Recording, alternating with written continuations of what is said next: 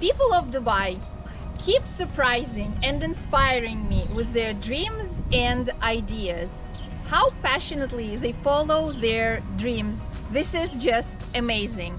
The heroine of our today's story is young and beautiful, and her head is full of meaningful ideas. She definitely wants to change the world for the better. How will she do that? She has a plan. This plan is a three-component approach. She will teach you how to be energetic, healthy, and awake for life through planning your meals, taking care of your mindset, and exercising.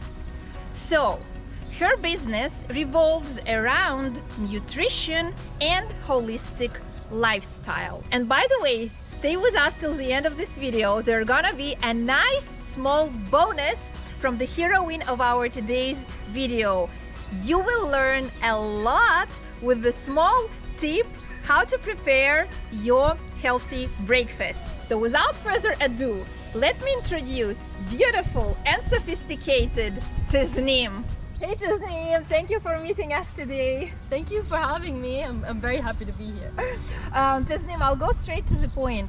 So nutrition is your passion turned into business, and your business has a very strong and alluring name, Elixir. Can you please tell us about the concept which is behind it? The concept behind it is not just nutrition. It is very important to have the right mindset towards it, because you have to understand that wellness and fitness is not a short-term thing. It is something which is a lifestyle.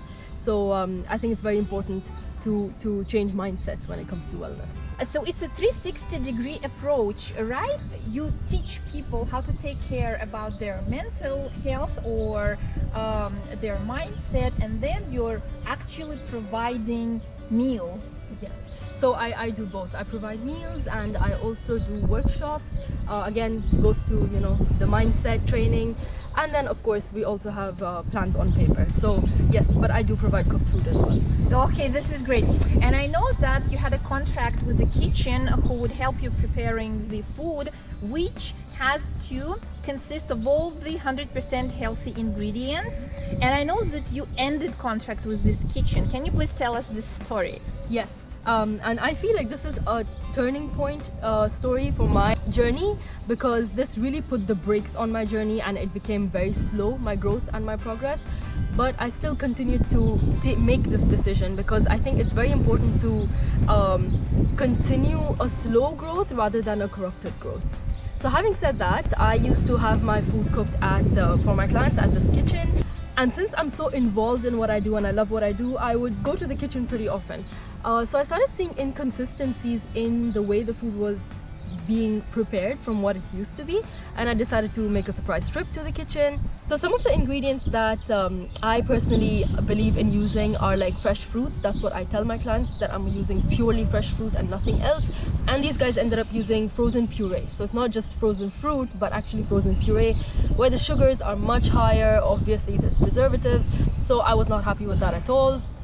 Besides that, sweeteners, I'm very picky about which sweeteners I'm using, and again they were using a lot of artificial sweeteners, and it just didn't add up with my values, because it's not something I would eat, so it's not something I would want to give people, and also it's not something I have promised my clients. So if my clients are promised fresh fruit and natural sweeteners and organic vegetables, they should get that. And if they're not getting that, then I'm not working with the people that are producing that. Yeah, it's as simple as that. Just sticking with my work ethic and making sure that I'm giving what I'm promising. Wow, this is impressive. Actually, I believe if all businesses were sticking to the same principles as you do, the world would be a much better place to live in. And I also believe that sticking to your principles in business will give a long life to your business. So can you tell us, how did you come up with the whole idea? Do you remember that aha moment?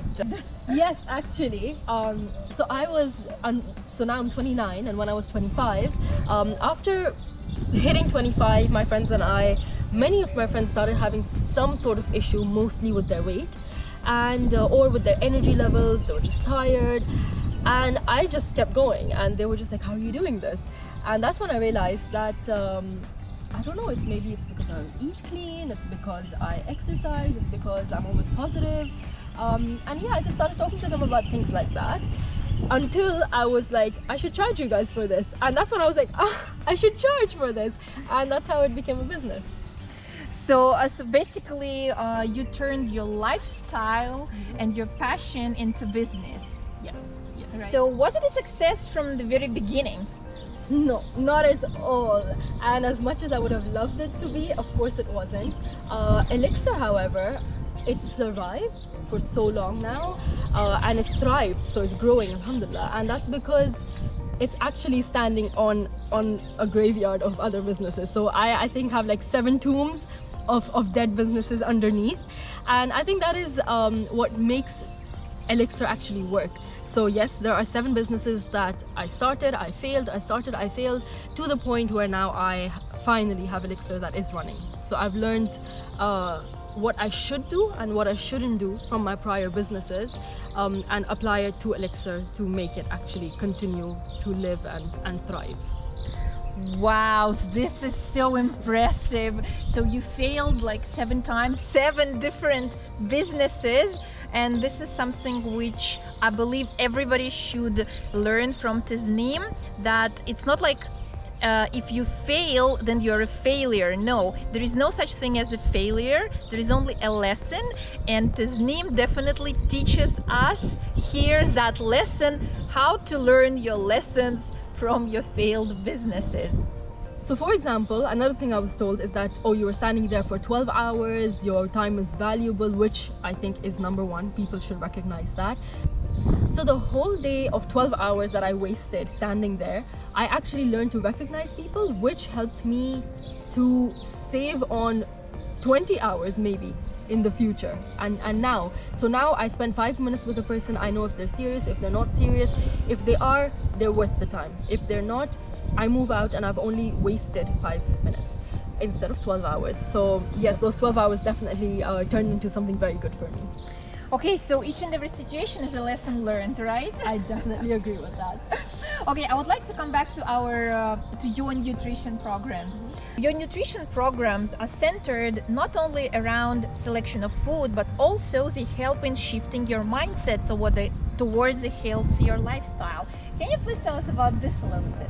Depending on what program the client decides to choose, we have the one where we're actually preparing and sending the food, delivering the food, and then there's a whole month of support I give.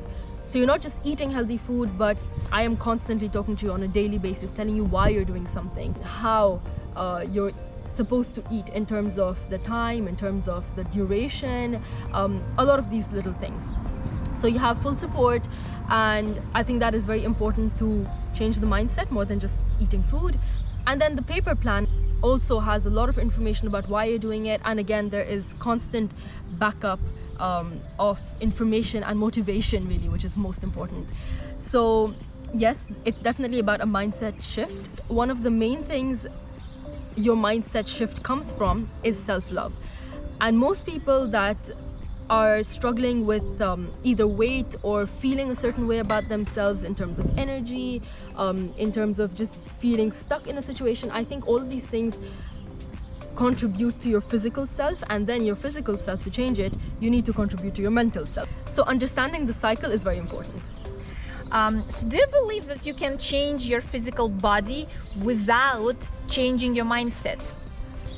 Yes, unfortunately, yes, you can, but it's not going to last long, it's not going to be sustainable, and it's definitely not going to be healthy. And I think it's very important to understand that wellness and health is not just a short-term goal, it's a long-term lifestyle, and I think it's very important to recognize that. Yes, I totally agree with you on that. It's a vitality cycle. Your thoughts trigger behavior, and your behavior trigger thoughts. So it's a cycle. Yes, and actually to add to that, let's do a little experiment right now. Yep. And with everyone that's watching as well. So everyone that's watching us right now, okay, so let's close our eyes. And what I want you to do now is imagine there's a lemon, and you cut that piece of lemon, and now you are taking a nice big lick from that piece of lemon. What is happening? What are you feeling? You can feel it, and you're salivating. Yes, I'm salivating. I can feel it from here. Yes. But was there a lemon involved? No. And you see how strongly the mind is connected to the physical body.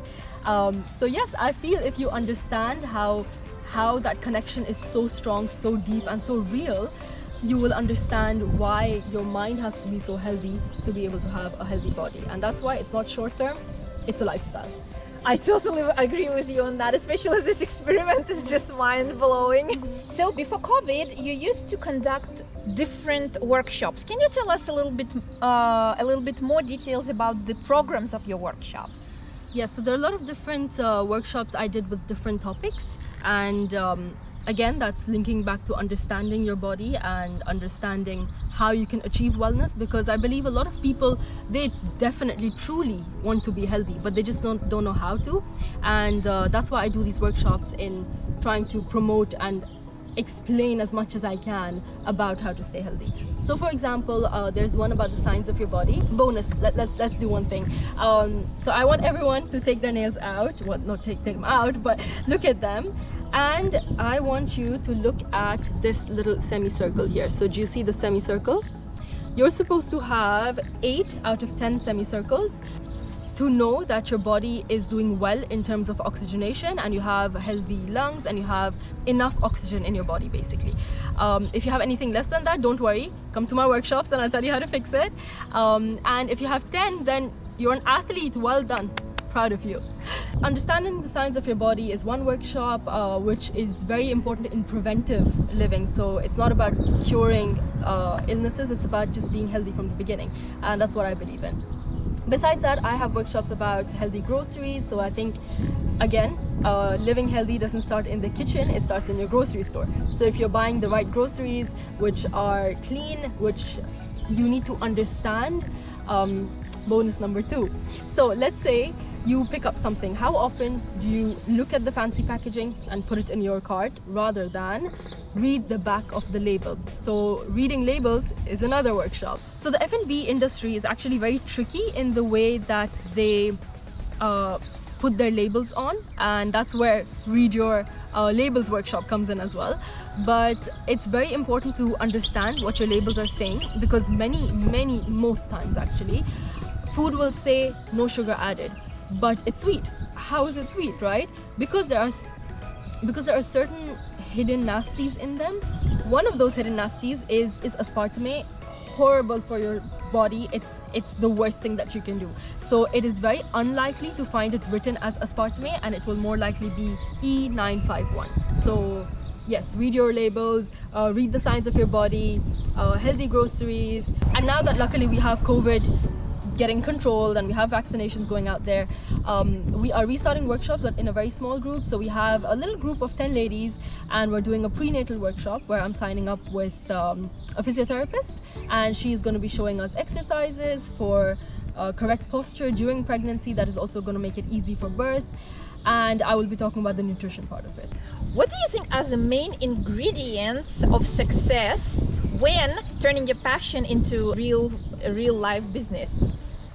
I would say, number 1, you have to love what you do, and you also have to do what you hate. And I'm going to explain that to you. So what I mean by that is that, of course, love what you do, it's self-explanatory, but when it comes to doing something you hate is a big part of following up with doing and keep doing something you love.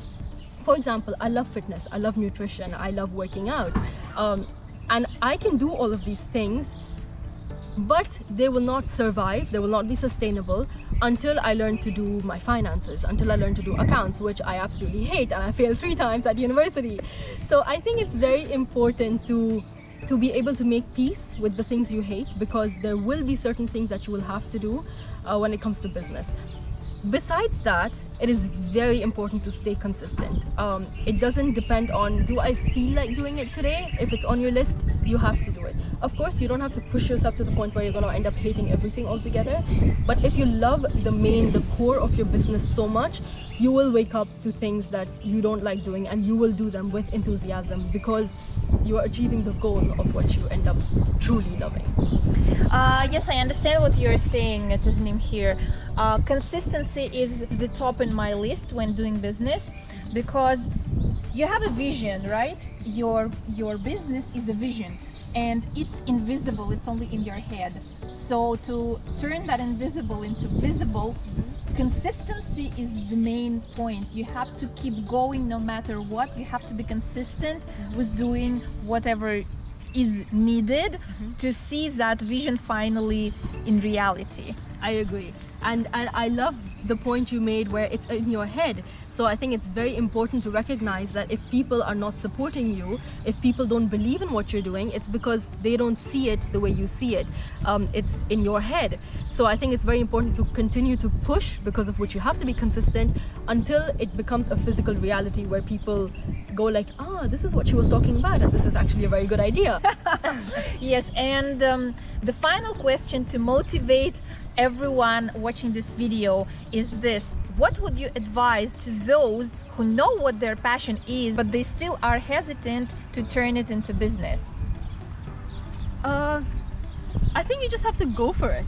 I mean, that's as simple as it gets, you know. Once you start is when the complication starts, but then because you already started and because you have planned to be consistent now, you will continue through.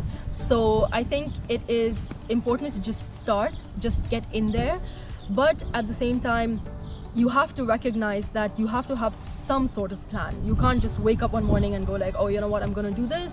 It doesn't work out because you don't have some loose plan, and then you have to end up giving up because it's just not working. So I think it's very important to have a loose plan, but not over plan, because then when you over plan, you overthink and it never happens. And I also will strongly caution about the fact that you will end up with a lot of roadblocks in the beginning, and it's not because the roadblocks are more in the beginning, but it's because you're not used to dealing with them yet. So I think you just have to be consistent until you can overcome them, until you get used to them, and then you can just keep thriving after that. And now, guys, a small bonus that we promised in the beginning of this video. Tasneem was so kind to agree to show us how to prepare a breakfast pot. Let's watch her doing that. So here is our little bonus: healthy breakfast pot. Alright, so since this is super easy, super quick as well, I actually have two recipes for you guys. Let's start with the first one. It is oats based, so for any of you that love oats, this is the perfect recipe for you. And the second one is chia pudding. Let's start with the oats. So here, believe it or not, I have one full carrot, so I'm gonna dunk that in. Half a cup of yogurt. It's just plain yogurt, nothing's been added. Then half a cup of milk, and just gonna mix it all up. Now I know this seems like ew, but I promise this is gonna be nice. Just gonna mix this a little bit. Half a cup of oats, because it's overnight oats. Half a cup of oats. Is the nutmeg powder, somewhere between half and quarter of a teaspoon. And cinnamon. I love cinnamon, and I think carrots were born to marry cinnamon, so cinnamon. Again, about half a teaspoon. Maple syrup. So again, we're using natural sweetener. We're not going to be using any of that icky, sugary or aspartame thing that we spoke about earlier in the video. Half a tablespoon. Half a tablespoon in there. Okay, and then we're going to use a little bit of vanilla essence. So I think we can use like half a teaspoon. Or a little less, because if vanilla gets too much, it gets a little bitter, right? So yeah, that's it. That's the first recipe. And the best thing is that you could actually use anything. Imagine using cocoa powder with the same base. Cocoa powder with cherries. Guess what that is? Wow. Black Forest. Yeah. Imagine having Black Forest cake in the morning, but it's healthy and it's oats and it's not cake. Okay, that's it. So it does look a little liquidy, and the reason it's a little extra liquidy is because the oats are gonna soak up the liquid and cook them, so that's why.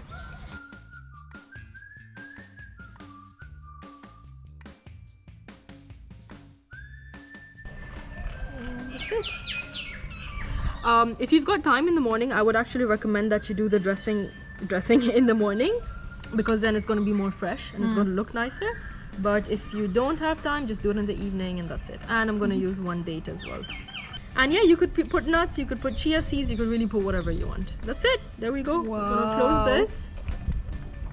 And into the fridge it goes. Here you go. Recipe number 2, chia. I'm gonna grab a bowl again for mixing. Now really it depends on how you like your chia, because some people like the pudding a little runny, some people like it really stiff. Mine is somewhere in the middle of the two. 3 tablespoons, half a cup of coconut milk. Half a cup going here, that's half a cup. Now if you've used chia before, like you know it's a little difficult to mix, so I'm just gonna start mixing it already so that we don't have lumps. Sort of like liquid, but by morning it's gonna be really stiff. Like the pudding is really gonna, you know. And another thing I would recommend you do when you're making this is that when you go to when you put this in the fridge, maybe after about 1 hour, just take it out, mix it one more time, and then put it back in. Otherwise it just kind of has like concentrated chia and then milk on top, you know. So just shake it once before you like eat in the morning. So we have to keep this overnight, right? Yes. So we do this in the evening, then keep it overnight, and then in the morning, ta-da, your breakfast is ready. Yeah, and imagine you're waking up in the morning without having to think about, you know, oh, I have to make breakfast, what do I do today? It's all been pre-done, ready, and it's healthy. So again, goes back to just training your mind and, you know, planning everything out. Chia pudding. Now there are 2 ways again of going about this. You either just set everything. So here I have mixed fruits. The best thing about this recipe is that you can just use whatever fruits you have at home. I would personally recommend that you put this separately, and in the morning you assemble it. So you can just have your fruits cut and ready. You put this in the jar, keep this overnight like that, and in the morning pour this, add more fruits, and then eat it. But if you're in a mad rush, which I usually tend to be, I am just going to prepare everything right now. Put the fruits in the base.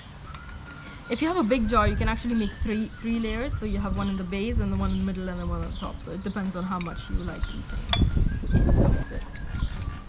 So you see it's already thickening. Can you see it? Yeah.